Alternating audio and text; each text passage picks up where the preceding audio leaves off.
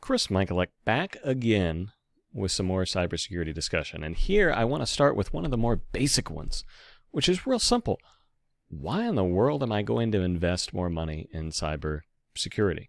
Because much like insurance and things, cybersecurity is very much one of those, you're going to think that you got a good deal and a good investment if nothing's happening, nothing bad's happening. And that's kind of tough to know, because the question is, well, if we didn't do this, would we have problems? And a lot of times it is tough to say, but what I am going to tell you is that much like having insurance for your business in case fire, flood, in our area of the country here in North Carolina, we have to worry about hurricanes, occasionally tornadoes, those sorts of things. If those were to happen, you have insurance, for that. So cybersecurity is there because you will be the victim of some sort of cyber attack or hack. Now, it may not be super severe, depending on the attack. Sometimes somebody just gains access to an account, but it can be bad. We've seen we've seen wire fraud. We've seen credentials leaked for organizations, confidential information that you may have about clients, may have about your vendors, may have about your employees, that sort of stuff getting out. That is massively disruptive to your organization. Imagine for me that you come in one morning, let's say, because this is popular, unfortunately, you come in on Monday morning and you go to log in to your computer and it logs in, and then you get a message up on your screen and it says, hey, all your files have been encrypted.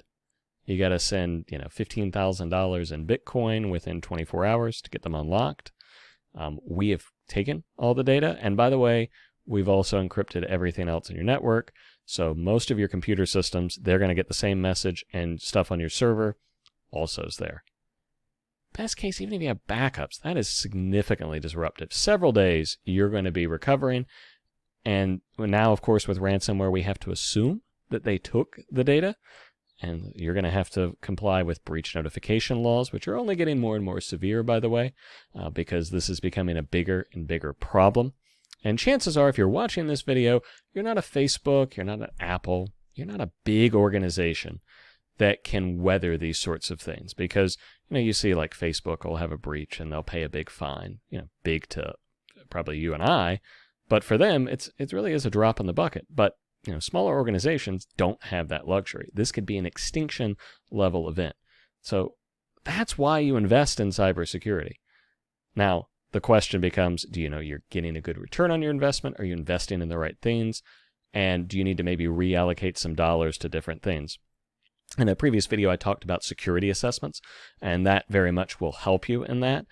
But again, the big takeaway of why you're going to invest in this is because otherwise it will catch up with you if you don't spend. It's like if you got machines in your organization and you don't bother investing in maintenance on those, and maybe they need updates or something like that. Parts wear out, right? Well, if you don't bother investing, you can get away. Manufacturer may say, hey, replace this every 2 years, and you're going on 4, and everything still seems to be fine. But all it's going to take is coming in one morning or having a big job and something, a particular belt breaks in a machine or something like that, and now production is stopped and you can't do what you need to do. That's what not investing in cybersecurity is like. It's going to catch up with you at some point, just a matter of when. So that's why you need to be taking steps to look at your cybersecurity budget, likely provide a bit of an increase, because these attacks are getting more and more dangerous, more and more prevalent, and more damaging. A few years ago, it was pretty common for me to sell a backup solution essentially as a ransomware recovery tool. And what I mean by that is you get ransomware on your network.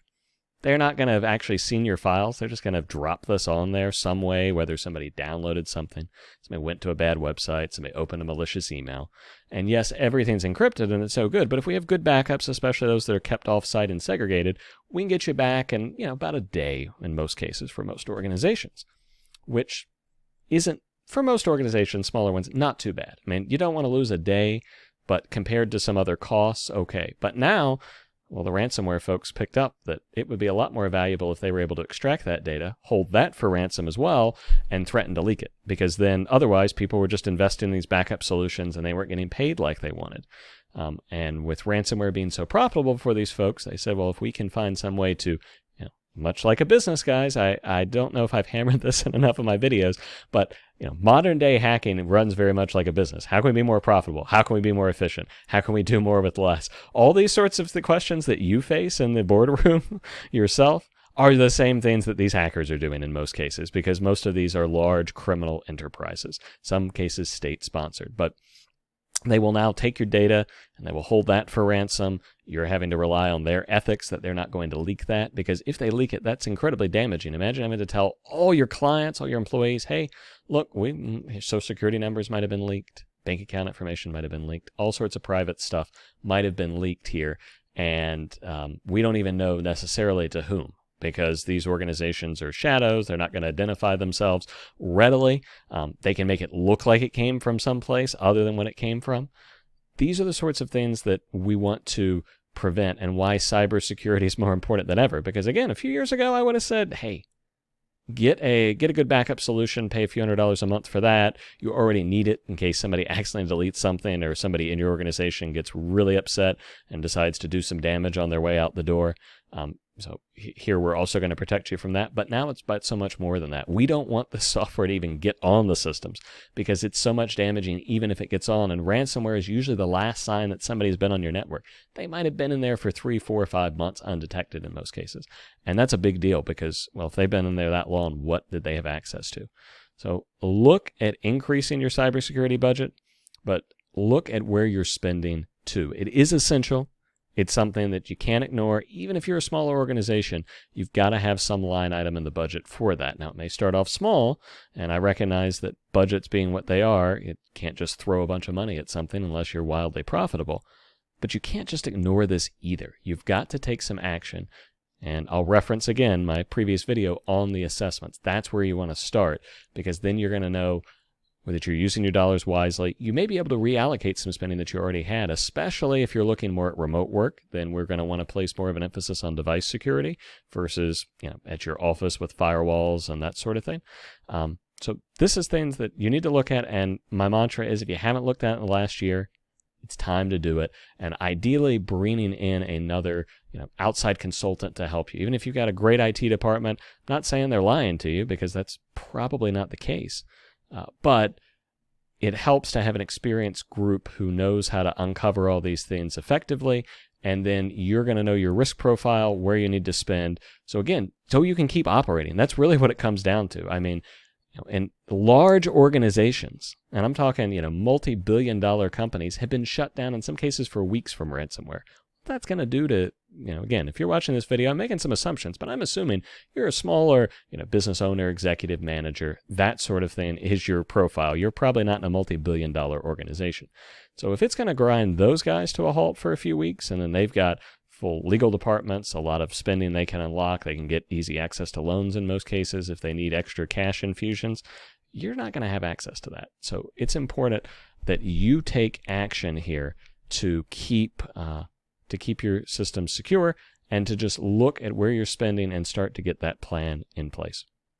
Guys, thank you so much for watching this video. Don't forget, like and subscribe, hit the bell icon, go to all, so that way you'll get notified when the next video drops. I got a ton more cybersecurity knowledge here to drop on you guys, and as I hope you've seen, I'm trying to keep this as non-technical as possible, because I don't want your eyes to glaze over. That's no fun.